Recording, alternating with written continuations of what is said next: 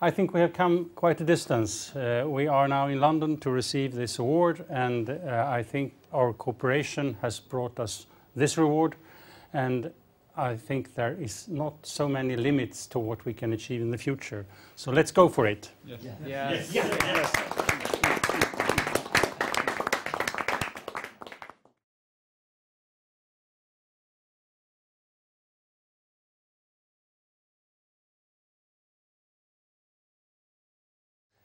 Dick Jansen, MD at the Mid-Sweden Chamber of Commerce, and Lars Ling, CEO and founder of CleanTech Region. Many congratulations on entry to the New Economies Innovation 40. Thank you, Nick. Thank you very much. Thank you. We are very proud and honored over this prize from the New Economy. And as always, it's a team behind us. It's not just Lars and I. We have a lot of companies and local authorities behind us. And I have had an excellent project manager in Lars that's done all the work. So thank you once again. Thank you. Please explain the CleanTech concept for me. CleanTech is a way of living in balance with the nature. We also see it as a new way for enterprises to find and reach the demand that the world now is looking for when they talk about green solution. And we want our companies in our region to make new money out of this and new opportunities. Let's start with the basics. What's your definition of sustainability? All products and services that improves the environment considered to be sustainability. Then on a broader scale, looking into a social vision, important, how should we live and interact together, and an ecologic vision, it has to be good for you as a human individual and for the environment. The technological vision, that we actually can loosen up legislation today because we have the technologies. And important, the economic vision. We need to start to think long-term lifetime cycle cost instead of short-term investment cost. And fifth, the cultural vision. That's combined as the fundamentals for sustainability. Why do you think sustainable business has taken hold so strongly in your region, Mid-Sweden?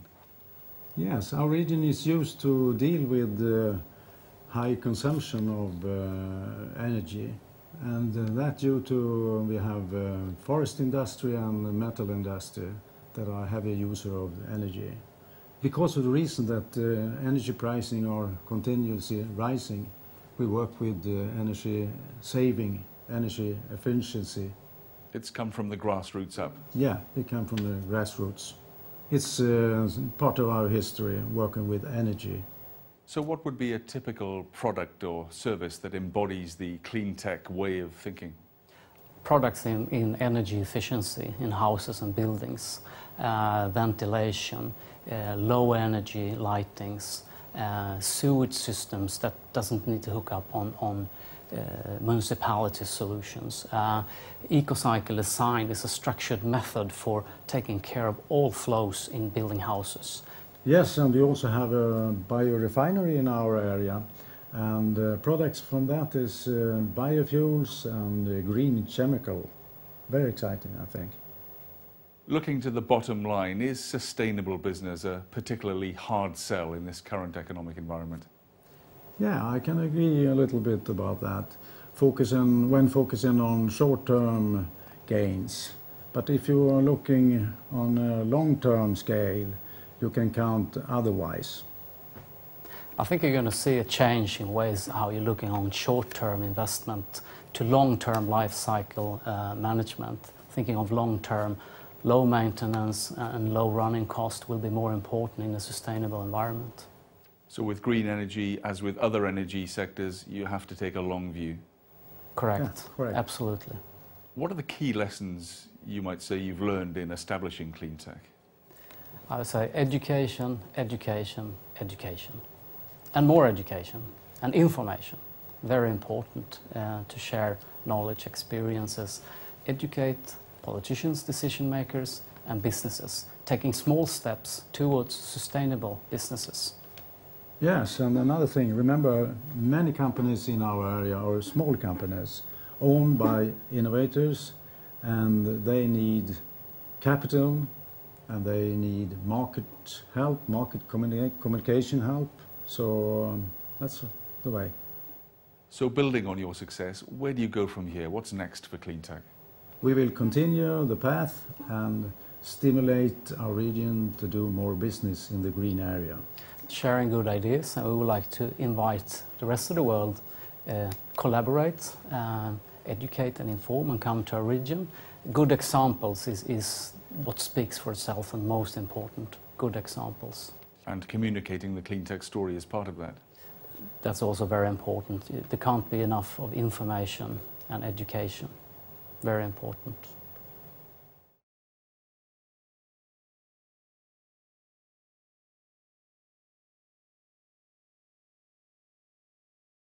What are the origins of the CleanTech project in your area?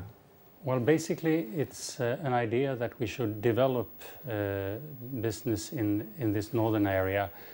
We have a tradition of big industry in the area, companies that nowadays are very concerned about their environmental profile. And also we have among the people and on the political level quite a strong focus on sustainable development. So what we are doing with this project is that we are trying to use this force to develop a network of small and medium-sized companies that can cater to the needs of these dedicated and environmentally conscientious companies. How would you define the long-term purpose of the project? First of all, it's to bring about the cooperation between the small companies and the big companies around the sustainability issue and the clean tech issue. And then, of course, it is to promote these small companies, give them force and inspiration to develop so that they can grow into a number of them into bigger companies in the future. And thirdly, of course, it is the concern for the environment, which is widely shared among the population in our area.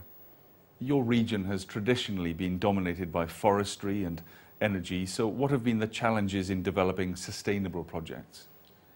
Well, first of all, you can say that there is a long tradition of sustainability.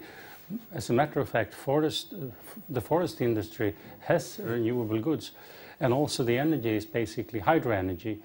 But of course now with more expensive energy and scarcity of products, increasing prices, one driving force is to promote efficiency, which is what many of these small companies are experts in.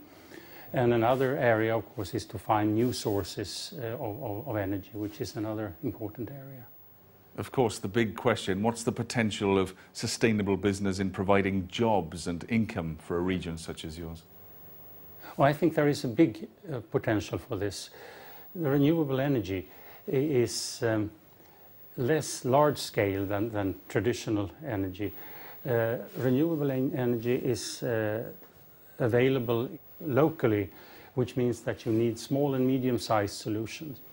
And this opens up, we are testing thousands of new ideas around the world now on how to be more efficient and how to develop renewable energy. This is ideal for small and medium-sized companies, and I think a number of them have potential to grow into bigger ones. You've had some success in your region in mid-Sweden. What lessons could other areas around the world learn from your region? Why we have had made some progress on this is because we have had a very good cooperation between the public sector that has put demands on the development. Also our local universities have been very active in this, and a network of small and medium-sized companies that have come together. And this has been done under a project management and in a project run by the Chamber of Commerce, to some extent by the companies themselves. So we have got a very good cooperation between all these interests around this common goal, and this has been a source of great inspiration. So in your opinion, what next for CleanTech? I'm convinced that the world is moving towards a scarcity of raw materials. We have an environmental problem. We become more and more people. So I think CleanTech is a necessity for the future. We are still in the early phases. Some ideas are mature, but others are coming up. We know that things will become more expensive, so what is barely profitable today will be much more profitable tomorrow. So I think that a number of these companies with good ideas will have a bright future, and I think that the future is for the CleanTech, as a matter of fact.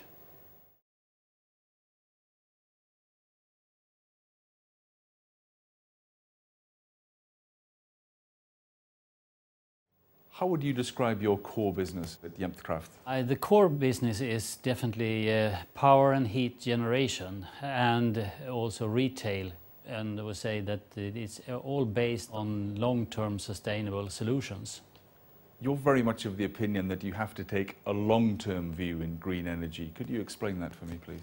It has always been a success factor to be long-term view and focus on the life cycle cost. Not the investment cost itself, but the entire life cycle cost.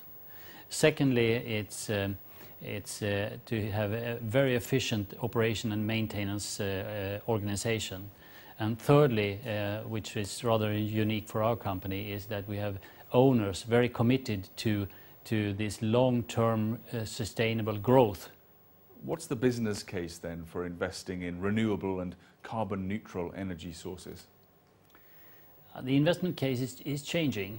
The market is changing from emerging market to a more mature market, which means that the yields will be lower, but on the other hand, there will be more stable conditions. How do you persuade investors that green energy will produce a good return long term?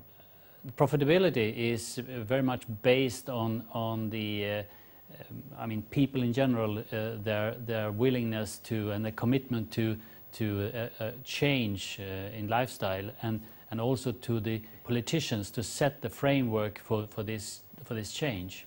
So there's a bigger picture that you have to educate the investors about. Yep, and they also have to understand that what I was just saying, that the market is now changing. And it will be a very much stable situation than it used to be the past 10 years. Why do you think Mid-Sweden has been so proactive in developing sustainable business? I think people in this area has been always been living very close to the nature, and also been very careful to take well care of the nature and the nature's resources. What lessons have you learned in the green energy market that you think other energy companies around the world might benefit from? Professional mitigation of this political risk as well as the market risk. And the energy market is very volatile, but well handled, you can mitigate that risk. So there's usually a meeting of both political and business interests in the green energy market, no matter where you are. Of course, definitely. And the energy market is very volatile, and you have to be very professional to mitigate all that type of risks. On the other hand, you have to understand the politicians, what is going on, to find out what are the trends and understand how the politicians are thinking, and to mitigate that risk.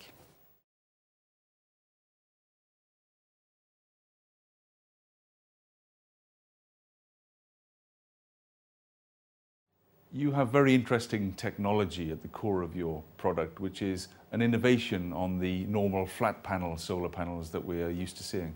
Yes, we concentrate the sunlight about 20 times in the center, so we get very concentrated energy, and from that we can make both electricity and solar thermal heating.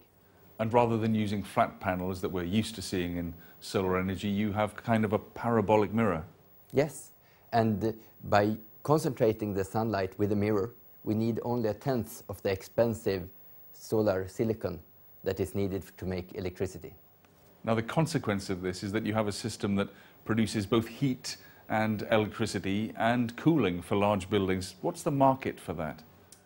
We see all those Actually, all buildings in the world needs electricity, heating and cooling, but especially large buildings in Southern Europe, like in Spain, for example. The hotels in Spain is a very nice market for us. You have a successful pilot scheme at a hospital in Sweden, but looking at the wider market, what's the potential for products like yours worldwide? In the future, buildings will provide their own energy. They will use the solar on the rooftop to produce both heat and electricity, and we already have the product. There is sometimes, though, in this market some pushback from potential customers. How do you persuade sometimes skeptical clients that green energy can be cost effective? We have a concept where the customer does not need to make the investment, but he actually buys the energy. So he can see for himself that he gets cheaper energy than what he buys from the grid. So interestingly, as a company, you're looking at yourself both as an energy company as well as a producer of solar panels. Yes, we want to use our unique technology to build an energy company, to become the energy provider for large buildings, and to go from centralized energy supply to distributed energy supply. Why do you think your region in Sweden has been so particularly successful in encouraging sustainable businesses like yours? We have a very strong entrepreneur society in combination with a capital-intense heavy industry, and that is a very good combination. So what's next for your company, Absolicon? Where do you go from here? Now we are a technology provider, but we want to be an energy company. And instead of selling the product, we will own the product ourselves and sell the energy. And for that we need to raise capital to be able to own all our installations. So it's an interesting business model for you. It's not simply making the products that collect the energy, but dealing in the energy itself. Yes, and we see the growth factor. If we are going to sell the product or if we're going to sell energy, we will be a much bigger market player if we sell energy.